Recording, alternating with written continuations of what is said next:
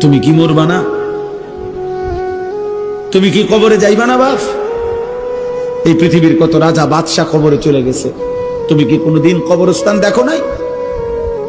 তুমি কারো জানাজা পড়ো নাই? তুমি কি কোনো মানুষের লাশ দেখো নাই? আমি 5 দিন আগে আমার জ্যাঠার সাথে কথা বলে আসছি, বাড়িতে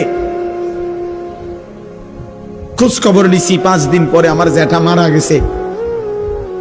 আমি জ্যাঠার দিকে তাকাইয়া বাড়িতে গিয়া দেখছি আমার এই সেই মানুষটা যার সাথে আমি কথা বলছি, উনি নাই, চুপ হয়ে গেছে, হাত নড়ে না, পাও নড়ে না।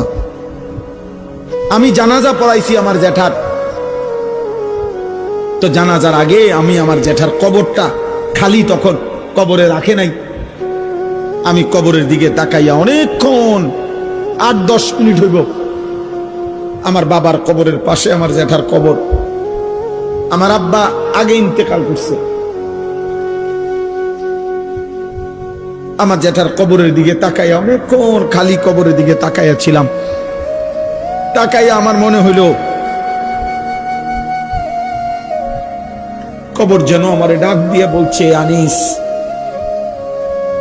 আমার কাছ থেকে 1 মুঠ মাটি দিছিলাম আমি তোমার জ্যাঠারে বানাইবার জন্য, আজ আমার মাটি আমি ফেরত নিলাম।